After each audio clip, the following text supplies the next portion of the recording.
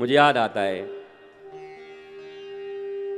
भारत के सबसे धनवान श्री मुकेश भाई अंबानी और धीरू अनिल भाई अंबानी की मां कोकिला बेन जी गुजरात में अपने प्रसिद्ध संत गुरु के पास जाती हैं और जाकर उनके आंखों में आंसू है।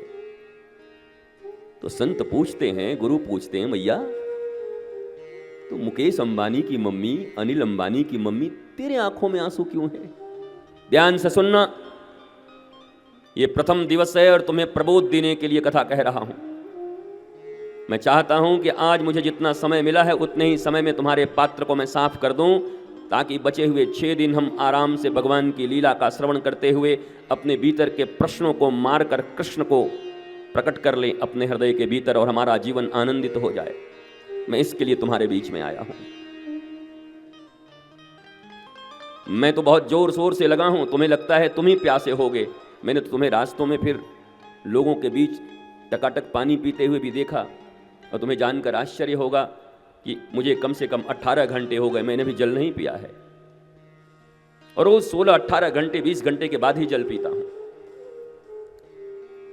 उसके बाद हमारा शुभ एक बढ़िया हमारी यात्रा चल रही थी, कितनी प्यारी, और हम भी गाड़ी पे निकल के खड़े हो गए। हालांकि बर्मन जी को लगा कितनी बड़ी हमने बग्घी लाई, बताओ घोड़े वाले बग्घी पर बैठते तो कितना अच्छा होता।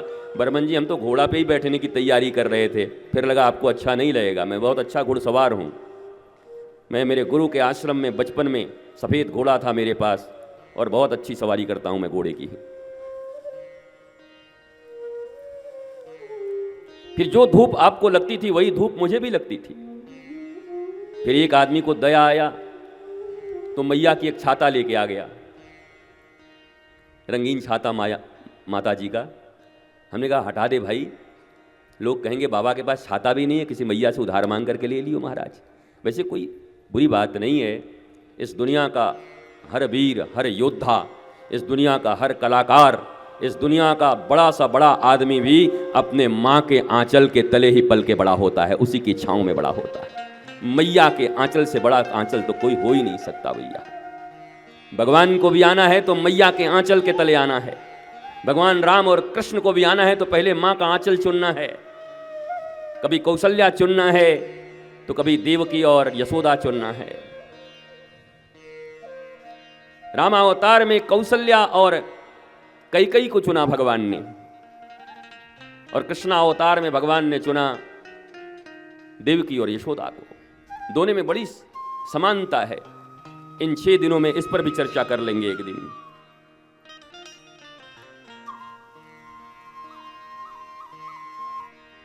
जितनी एकाग्रता से मैं यहां बैठा हूं उतनी ही एकाग्रता से अगर तुम बैठोगे तो मैं आज प्रथम दिन ही आपको यह कह सकने में समर्थ हूं और आपको ये दावे के साथ कह सकता हूं कि सप्तम दिवस जब आप उठोगे इस कथा से, आप चाहो तो 50 प्रश्न अपने एक कागज में लिख के अपने इसमें डाल लो और आपके सब प्रश्न के उत्तर 7 दिनों के भीतर, चुपचाप बस रहना, जो जो प्रश्न लिख के बैठे रहोगे आपको उत्तर मिलता रहेगा। 7वें दिन आपके आंखों में आंसू होंगे और अपने सारे प्रश्नों को फाड़ कर फेंकते हुए मुझसे कहोगे, हे गुरुदेव, लेकर तो 100 प्रश्न बैठा था पर अब हमारे दिल में कृष्ण उत्पन्न हो गए हैं, अब हमारे दिल में राधा आ गई हैं, हमारी सारी बाधा मिट गई है। पर आपको भी उतना ही अटेंशन देना होगा।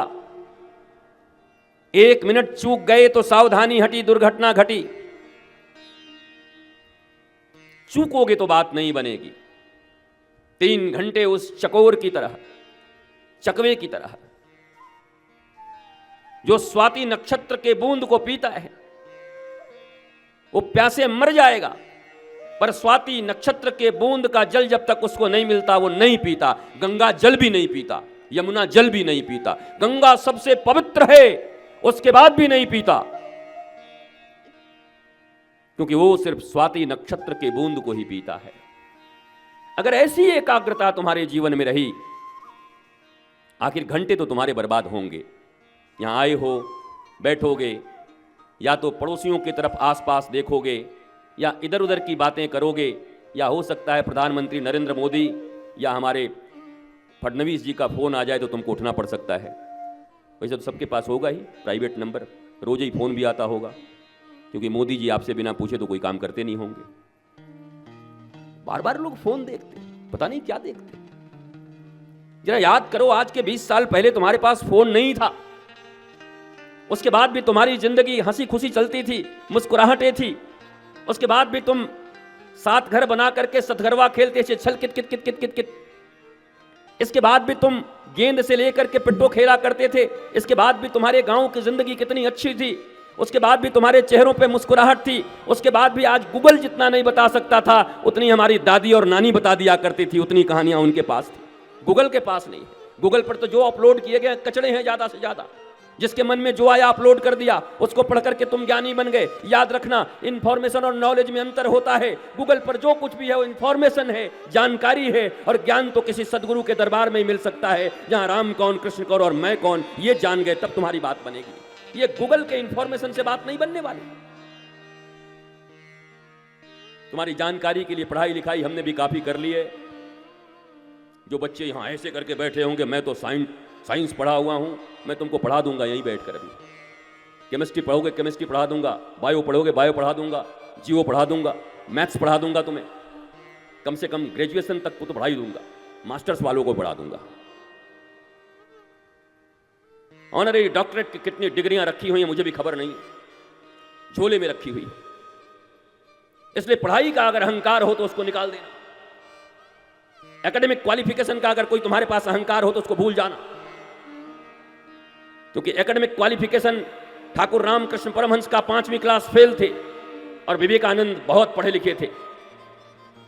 गुरु 5वीं क्लास फेल और चेला बहुत पढ़ा लिखा, और उन्हीं गुरु की कृपा से जाकर के शिकागो में भारतीय धर्म की ध्वजा को लहरा करके आए। एकेडमिक क्वालिफिकेशन ऐसा था, जीरो उनका, नथिंग। आपके इस महाराष्ट्र में छत्रपति शिवाजी महाराज, महाराष्ट्र की भूमि, छत्रपति शिवाजी महाराज की भूमि, सड़कों पे खेलने वाले एक बालक पर समर्थ श्री रामदास जी की निगाह पड़ जाती है, और गुरु समर्थ ने हाथों में उठाकर एक साधारण बालक को छत्रपति बना दिया, जो बिलो देन 175 सोल्जर्स को लेकर के लाखों मुगलों के दांत खट्टे कर दिए हैं। 175 से कम सैनिक थे शिवाजी के पास, मुगलों की संख्या लाखों थी।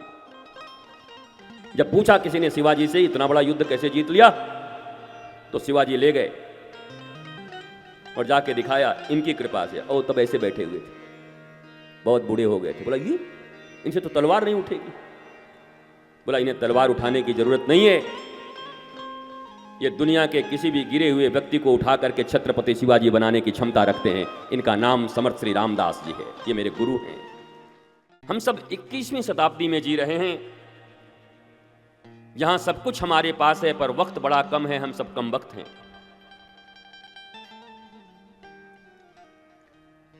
श्रीमान बर्मन जी का ये आयोजन, उनकी निष्ठा से आपको जानकर आश्चर्य होगा कि बर्मन जी और हमारी कभी मुलाकात नहीं हुई, टीवी पे ही मिले हम। और फिर जब पहली बार मैं यहां आया नागपुर में, तब किसी ने बताया यही बर्मन जी हैं। हम कहा बच्चों बहुत बढ़िया है, आनंद है। और आज हमारी दूसरी मुलाकात थी, पर बड़ी गंभीर मुलाकात थी। जितने लोग हमें जानते हैं वो भी जानते हैं कि बाबा बहुत, हमें किसी ने बताया कि बर्मन जी भी वैसे ही हैं। हम कि चलो फिर खूब जमेगी जब मिल बैठेंगे दीवाने दो। मैं ईमानदारी से कहने आया हूं और आप ईमानदारी से सुनने आए हो। दोनों में से कहीं पर इतनी सी भी बेईमानी घुस गई, श्रोताओं, मेरी माताओं, मेरे बच्चे, मैं तो सप्त दिवस पूर्ण ईमानदारी के साथ, प्रामाणिकता के साथ, निष्ठा के साथ श्रीमद् भागवत के रस को तुम्हें परिवेशित करूंगा, परोसूंगा तुम्हें। पर अब तुम्हारे ऊपर है कि तुम्हारा पात्र कितना तैयार है।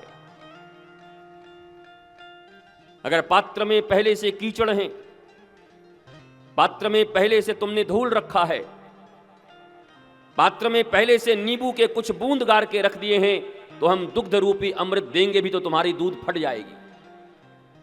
फिर हमारे ऊपर दोष मत लगाना। इसलिए व्यासपीठ पर बैठने के पूर्व जितनी पवित्रता, सात्विकता, जितनी तपस्या वक्ता को करना पड़ता है, वास्तव में श्रवण करने के लिए भी उतनी तपस्या करनी पड़ती है। ये कोई राजनीतिक रैली नहीं है जहां आप आधे घंटे के लिए आए, जिंदाबाद मुर्दाबाद किया और वापस चले गए। श्रीमद् भागवत का सत्र जो 3 घंटे का सत्र होता है, ये 3 घंटे ठीक ठीक तुम्हारे हृदय में ये बातें उतर जाए, उसके 2 घंटे पहले से तैयारी करनी पड़ती है। ये मत समझ लेना कि भागते भूगते आए, आकर बैठ गए, उसके बाद भी मोबाइल देवी के ऊपर बार बार तुम्हारा आंख जा रहा है, व्हाट्सएप के ऊपर में, फेसबुक के ऊपर में, और कथा भी इधर सुन रहे हो। मैं तो यूं ही कहूंगा कि बर्मन जी का और हमारा और यहाँ की जो आयोजक कमेटी है, समिति है, इस बस्ती के लोग, इतनी प्यारी बस्ती है, इतने अच्छे लोग हैं। मैं पूरी बस्ती घूम के आया, शायद न घूमता तो अधूरा रह जाता। छोटे छोटे बच्चे, माताएं, सब बहुत अद्भुत और आनंदित।